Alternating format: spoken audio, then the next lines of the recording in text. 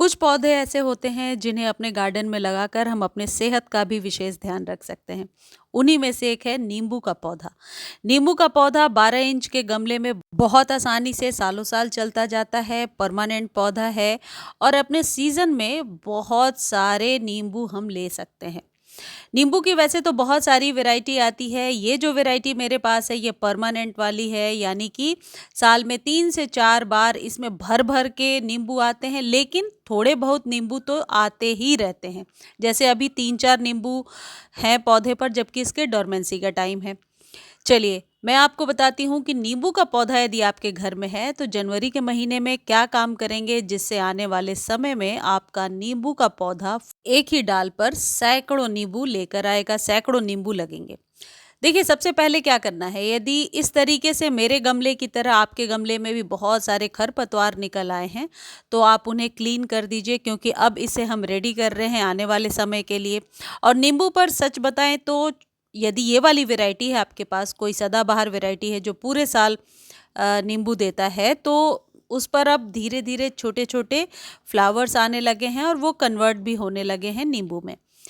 तो आपको क्या करना होगा, सबसे पहले क्लीन कर लीजिए अच्छे से। और यदि आपके पौधे पर इस तरीके से पतली ब्रांच है, जो आपको लगता है इस पर नींबू दे दे करके ये सूख चुका है, यानी कि ये पतली सी ब्रांच है और बेजान सी है, तो उसको आप कट कर दीजिए। यानी कि नींबू में कटिंग और प्रूनिंग करने का समय हाफ जनवरी से लेकर फरवरी के शुरू तक है। इस समय में आप कर सकते हैं। अब आप अपने गमले को ऊपर से करीब 3 से 4 इंच तक खाली कर लीजिए। और इस तरीके से यदि रूट बाउंड हो रहा है, जैसे मेरे पौधे में आपको दिख रहा है बहुत सारी जड़ें भर गई हैं, तो इन्हें अभी आप रिपोर्ट नहीं करेंगे। रिपोर्ट करने के लिए आपको फरवरी तक इंतज़ार करना चाहिए, लेकिन इसका दूसरा तरीका मैं आपको बता देती हूँ, जिससे कि इस रूट बाउंड से कोई बहुत ज़्यादा फ़र्क नहीं पड़ेगा। ऊपर से जैसे ही आपने 3 से 4 इंच तक सॉइल को खाली किया है, उसके बाद इसमें कौन से सॉइल या किस खाद को देना है, जिससे कि पौधा लगातार फ्लावरिंग करता रहेगा, लगातार नींबू आप ले पाएंगे। इस तरीके से अच्छे से खाली कीजिए। और यदि खाली करने के बाद सॉइल आपको गीली नज़र आती है, तो 24 घंटे के लिए धूप में छोड़ दीजिए। पहले सॉइल को अच्छे से ड्राई आउट होने दीजिए। जितने भी पतले पतले हैं ब्रांचेज, उन्हें हटा दीजिए। जैसा मैंने आपको बताया, ये ब्रांच तो नहीं है, एक पतली सी स्टेम है, इसे हटा ही देना ठीक रहेगा। जब भी आप मिट्टी की गुड़ाई कर रहे हैं, इस बात का विशेष ध्यान रखेंगे कि उस दिन धूप हो, यानी कि जैसे अभी सर्दियां चल रही हैं हमारे यहाँ, तो यदि आपके यहाँ धूप हो रहा है तब भी ये वाला प्रोसेस जो मैं बता रही हूँ इसको कीजिए। अब जो प्रोसेस मैं बता रही हूँ इसको ध्यान से पहले समझ लीजिए। यदि आपके पौधे पर पत्तियां बिल्कुल भी नहीं आ रही हैं, या फिर फूल तो आते हैं लेकिन झड़ जाते हैं, वो कन्वर्ट नहीं हो पाते हैं लेमन में, तो ऐसे सिचुएशन में दो खाद हमेशा सबसे ज़्यादा पावरफुल है जो आपको इस्तेमाल करना है। बहुत सारे पत्तों को लेने के लिए कोई भी नाइट्रोजन युक्त खाद डालेंगे, वर्मी कंपोस्ट डाल सकते हैं, और घर की बनी हुई कोई खाद डालना चाहते हैं तो चाय पत्ती का इस्तेमाल कर सकते हैं।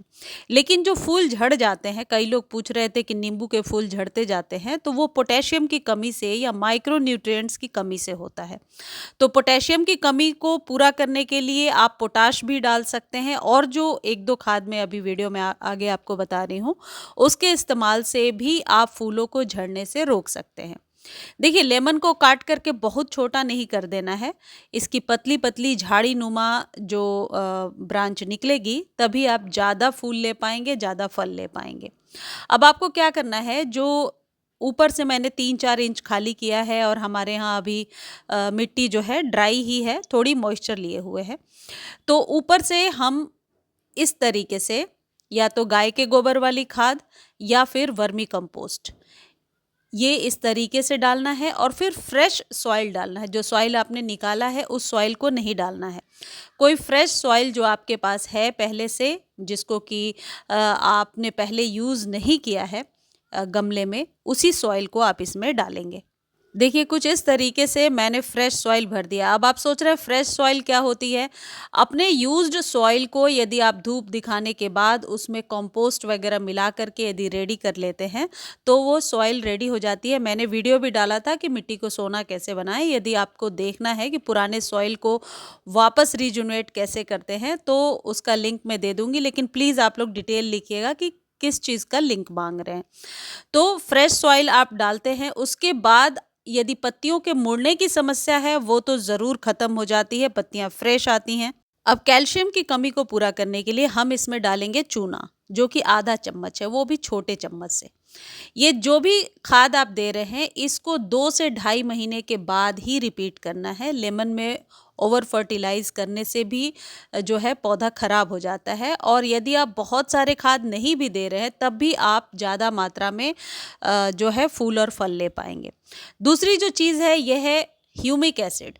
ये लेमन पे बहुत अच्छा काम करता है। जो नींबू के जो पौधे हैं उन पर ह्यूमिक एसिड का यदि 2-2.5 महीने में हम इस्तेमाल कर लेते हैं तो मैंने हमेशा देखा है रिजल्ट बेहतरीन मिलता है। यदि ये नहीं है, इस जगह पे 1 चम्मच पोटाश इस्तेमाल कर सकते हैं, या फिर आपके पास सीवीड है, सीवीड का इस्तेमाल कर सकते हैं, या फिर आप कोई ऐसी खाद जैसे माइक्रो न्यूट्रिएंट्स वगैरह उसका इस्तेमाल कर सकते हैं। यदि आप ह्यूमिक एसिड या किसी भी खाद को खरीदना चाहते हैं तो उसके लिए आप लिंक मांग सकते हैं, और लिंक डिस्क्रिप्शन में भी दिया होता है जहां से आप कॉपी कर सकते हैं। ये जो ह्यूमिक एसिड है इसे डायरेक्ट जड़ों में डालना है। इसे मैंने बनाया कैसे है पहले ये समझ लीजिए। 12 इंच के कंटेनर के लिए मैंने 2 चम्मच लिया है, नॉर्मल चम्मच से 2 चम्मच लेकर के 1 लीटर पानी में आप डाल लीजिए। मैंने दिखाने के लिए ये आधे लीटर पानी में ही डाला है। इसको आप गमले में डालिए, पानी की रिक्वायरमेंट ऊपर से चाहिए तो नॉर्मल वाटर और डाल दीजिए। बस इतना खाद देने के बाद आपको 2-2.5 महीने तक कुछ नहीं करना है। लेमन के लिए धूप 5-6 घंटे ज़रूर चाहिए, डायरेक्ट धूप में रखिए, और पानी अभी सर्दियों में थोड़ा ध्यान से दीजिए, गर्मियों में आप डेली पानी दे सकते हैं। पत्तियां मुड़ने की जो समस्या है या फूलों के झड़ने की समस्या है, इससे ज़रूर ठीक हो जाती है। मुझे उम्मीद है ये वीडियो आपको बहुत अच्छी लगी होगी। धन्यवाद।